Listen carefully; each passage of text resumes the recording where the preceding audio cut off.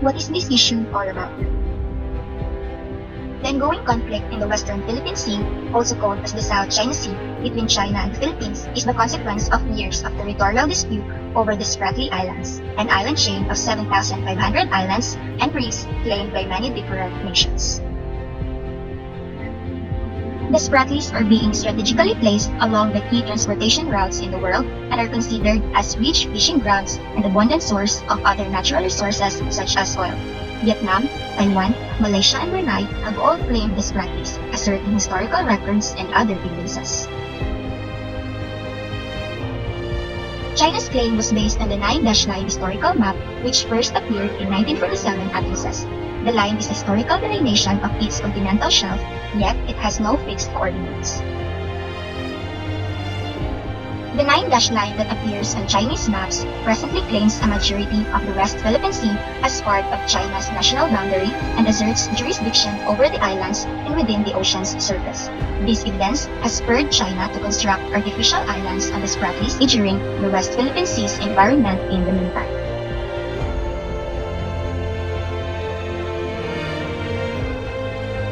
However, according to UNCLOS, an island is granted 200 nautical miles called the Exclusive Economic Zone, and we, as Filipinos, have the sovereign rights in our Exclusive Economic Zone or EEZ and to the natural resources that can be found in this zone. And as a result of the measurement shows, the West Philippine Sea that China is claiming to be theirs is still inside on the territory of the Philippines.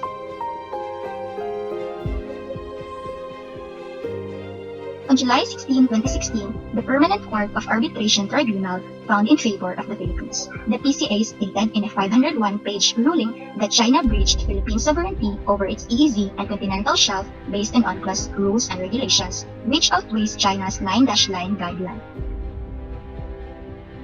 Philippines won over the claims of the ownership of the sea. It has been proved that China's 9-line claim does not have any legal basis and their claim was denied on the international law and on the UNCLOS. Philippines is the real owner of the said fluvial area. This means that China is never allowed to enter and get the natural resources that we have in our territory. For this reason, they must be stopped in order to prevent any further negative effects of our country. Nonetheless, despite the victory, China never heeded the court's verdict. China has rejected the court's verdict and stated that it has no binding authority because they did not engage in the procedures with the PCA.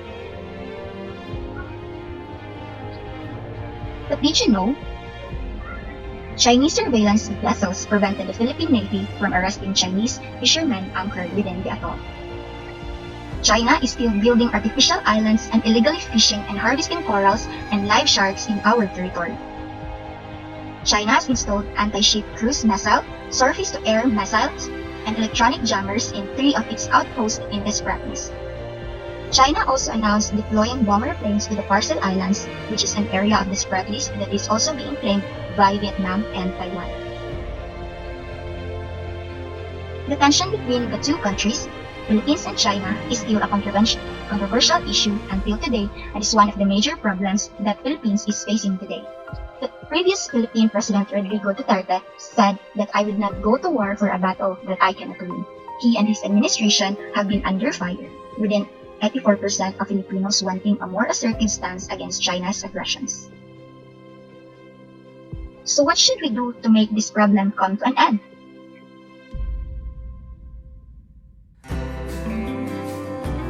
We do have the right to stop China from building man-made islands and from fishing in our area since it is provided in the Philippine Constitution, Article 12, Section 2, that the state shall protect the nation's marine wealth in its archipelagic waters, territorial sea, and exclusive economic zone, and reserve its use and enjoyment exclusively to Filipino citizens. Through this provision of our law, we can use this against China's illegal doings in our territory. We are allowed to submit for petition to the UNCLOS Tribunal since we are in the position of doing it.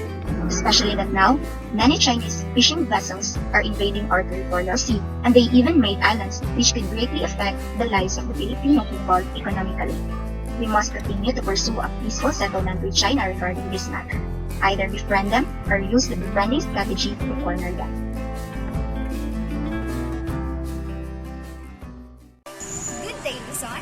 Good day, Visayas, and good day, Mindanao. So, allow me to introduce myself. I am Hazel Rose Eliana, a social campus. Since today we are talking about the territorial dispute between Philippines and China, it is very important for us to know the perceptions or perspectives of our fellow Filipino citizens in our country. And to do that, join me as we conduct a short interview with 5 random people in this area. So what are we waiting for? Let's go! Good day, everyone. So today we are going to interview someone about the dispute between Philippines and China regarding on the West Philippine Sea or the Spratly Islands. So nandito po si Kuya. Can you introduce yourself po? My name is Ivan Legis Thankyou. Okay, so okay na dyan mo na ako mag-interview po about ating issue. Okay tayo. Okay, so here are the questions. First, are you aware about the dispute between Philippines and China? Are you about ating issue? Yes. Okay, so what can you say about this issue or ano ang ikasulti about ating issue? Nahita po. Ako ikasulti ani nga kuan pagsago. Ay Pilipinas siya maayo nga. Ato ilog-ilog ka sa kuan. Kasi territorial lang. Okay, so unsa may muhang ika-suggest na muhatag sa Philippines aron dili gyud mahilog sa China ni nga territory? Ako ika-suggest sa Pilipinas na nice. Ilaban gid nila ang bata kanang territorial dili nila pasagdan na ang China mo ilog sa ato kuan na territorial. Okay, so nakaisaan? Itaduda? Okay, salamat, Mr. Ivan. Good day, everyone. So, again, this is Cesar Rose Yana, and today we will be interviewing another citizen of our country about the dispute between Philippines and China with regards to the West Philippine Sea or the Spratly Islands. So, we have here, can you introduce yourself, sir? I am Jefferson Head of Law. Yes, I am a national of Philippines. So, ano to? Ano to? Okay, so, since isagot mo ka nga ako kang interview mo, so here are the questions. First, are you aware of the dispute between the Philippines and China? Yes, I am aware. I rarely see news, but I know that issue. Okay, so for the next question, so what are unsa may mga ikasulti about ani nga issue? My opinion is this is we need to press agreement on this issue, and then take action, including the agreement and the measurements of the COVID-19. Measurements sa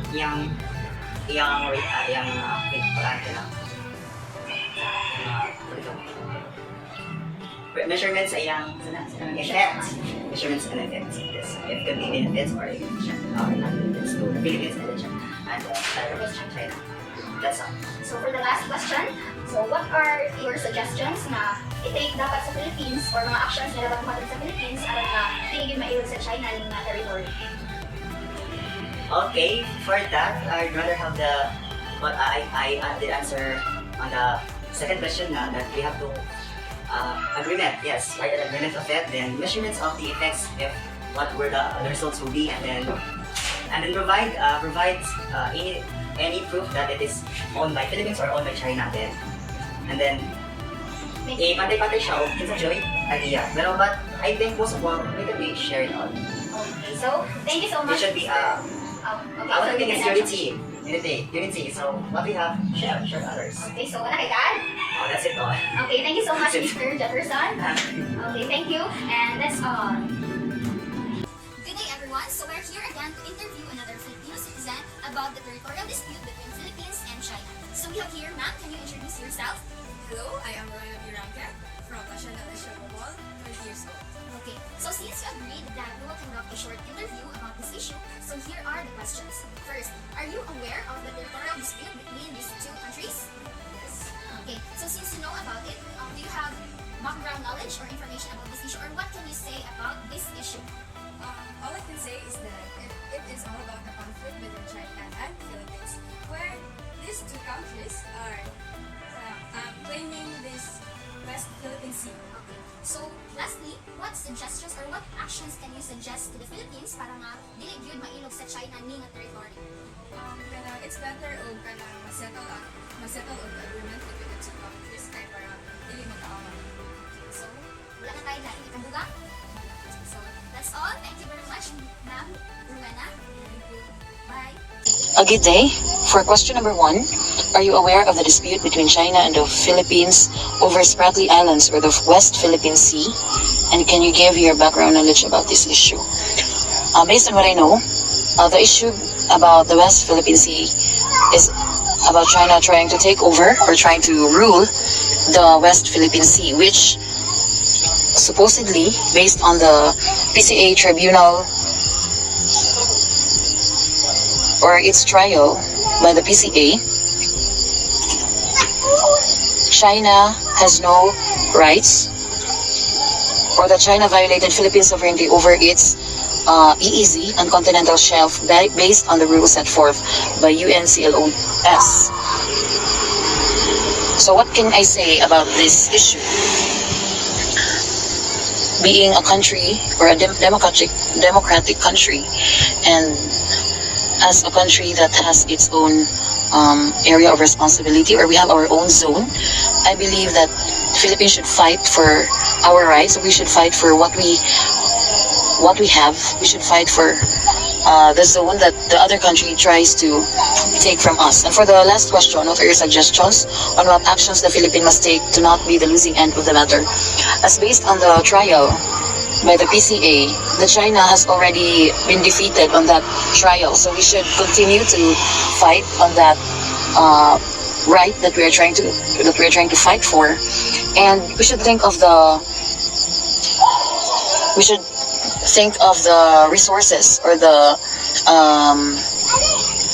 we should think of the marine resources that we have on that particular part of the Philippine Sea. Now, what I also see is that China is trying to take it from us because of its rich clams, corals, and all the marine resources that is present on that particular part, or on that West Philippine Sea. So I believe that Philippines should continue to fight for that sea, and we should continue to fight for us being Filipinos, and not just be threatened with how other countries and what other countries tries to take from us. That would be all. Thank you.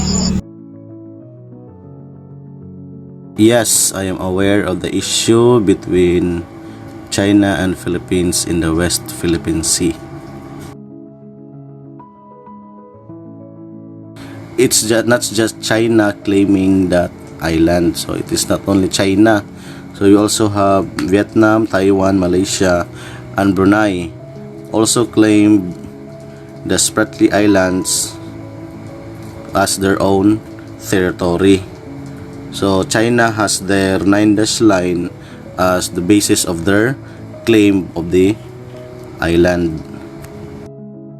In addition, also, maybe their purpose of claiming that island because Spratly Islands are strategically located along major trade routes, and also that island are full of valuable fishing grounds and source of natural resources like oil, etc. So that could be one of the reason why they claim that island.